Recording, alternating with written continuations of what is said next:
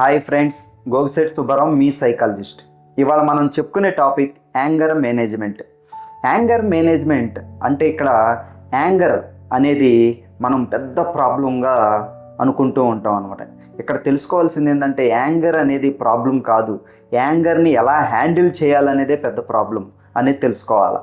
ఎందుకంటే మన కోపం వచ్చినప్పుడు ఆ కోపాన్ని ఎలా కంట్రోల్ చేసుకోవాలి, ఎలా హ్యాండిల్ చేయాలి, దాని నుంచి ఎలా బయటపడాలనేదే మనం ఆలోచించాలి తప్ప నాకు కోపం వచ్చింది ఏం చేయాలనే దాని మీదే ఉంటే అది ప్రాబ్లంగా క్రియేట్ అయ్యి ఆ యాంగర్ మేనేజ్మెంట్ మనం కంట్రోల్ కాక రకరకాల ప్రాబ్లమ్స్ బారిన పడాల్సి ఉంటుంది అనమాట.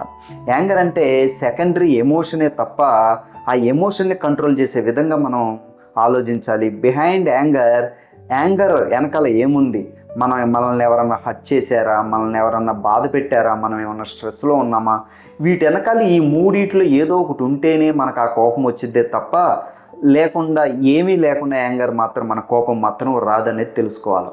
కాబట్టి వెనకాల ఉన్న ఎమోషన్స్ హ్యాండిల్ చేస్తే ఆటోమేటిక్గా యాంగర్ అనేది తగ్గుతుంది అనమాట.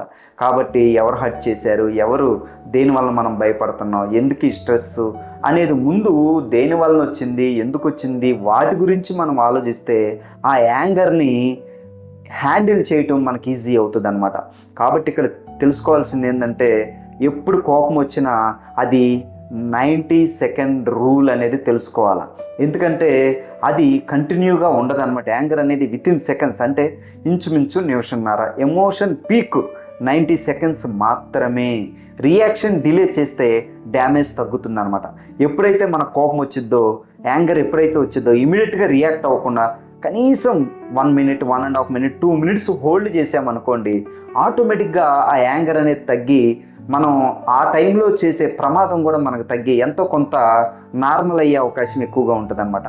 కాబట్టి ఇక్కడ మీరు గుర్తుంచుకోవాల్సింది, మీకు కోపం వచ్చినప్పుడు దాని వెనకాల ఉన్న ఎమోషన్ని అర్థం చేసుకోవడానికి టైం పట్టిద్ది. కాబట్టి ముందు దాన్ని కంట్రోల్ చేయడానికి 90 సెకండ్ రూల్, అంటే 1.5 మినిట్, ఇంచుమించు ఇంతకుముందు పాత రోజుల్లో 1 to 10 లెక్క పెట్టండి, లేకపోతే 1 to 100 లెక్క పెట్టండి, 10 to 9, 8 ఇట్లా రివర్స్లో లెక్క పెట్టండి, కౌంట్ చేయండి అని రకరకాలుగా మన పెద్దవాళ్ళు సజెషన్లు చెప్పారనమాట. ఎందుకంటే ఆ 1.5 మినిట్, 2 మినిట్స్ మనం హోల్డ్ చేసుకుంటే యాంగర్ వచ్చినప్పుడు అక్కడ జరిగే నష్టాన్ని, అక్కడ జరిగే ప్రమాదాన్ని మనం తగ్గించే అవకాశం ఉంటుందన్నమాట. కాబట్టి ఇక్కడ తెలుసుకోవాల్సింది ఏంటంటే యాంగర్ అనేది ఆ కోపం అనేది కాదు ప్రాబ్లం, కోపాన్ని ఎలా హ్యాండిల్ చేయాలనేదే పెద్ద ప్రాబ్లం. కోపాన్ని మన వెనకాలన్న ఎవరన్నా హర్ట్ చేశారా, దేనివల్ల బాధపడుతున్నామా, దేనివల్ల స్ట్రెస్కి గురవుతున్నామా అనే దాని గురించి ఆలోచించి, ఎక్కడ స్టార్ట్ అయిందని దాని గురించి ఆలోచించి దాన్ని హ్యాండిల్ చేస్తే ఆటోమేటిక్గా మీరు కోపాన్ని కంట్రోల్ చేసుకోగలుగుతారు అనేది తెలుసుకోవాలన్నమాట. కాబట్టి ఇక్కడ కావాల్సింది కంట్రోల్, ఉట్టి కోపాన్ని కంట్రోల్ చేయటం కాదు, అవేర్నెస్ అవసరం అనమాట. ఎందుకంటే ఆ కోపం ఎందుకు వచ్చింది, కోపం రాకూడదు కాదు, కోపం దేనివల్ల వచ్చింది, మనల్ని ఎవరినన్నా హర్ట్ చేస్తేనా, మనం దేనివల్ల భయపడుతుంటేనా, స్ట్రెస్ అవుతుంటేనా, దేనివల్ల వచ్చిందో ముందు ఆ ఎమోషన్ గురించి ఎప్పుడైతే ఆలోచిస్తామో, ఆ ఎమోషన్ని ఎప్పుడైతే తెలుసుకుంటామో, ఆ ఎమోషన్లో నుంచి మనం ఎప్పుడైతే బయటకు రావాలనుకుంటామో అప్పుడు ఈజీగా కోపం తగ్గుతుంది.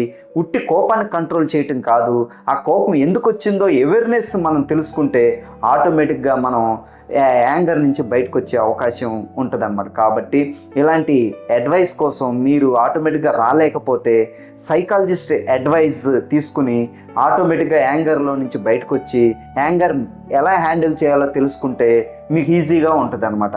కాబట్టి మీరు యాంగర్ని పెద్ద ప్రాబ్లంగా కాకుండా యాంగర్ని ఎలా హ్యాండిల్ చేయాలో తెలుసుకుంటే మీకు ఈజీ అనమాట.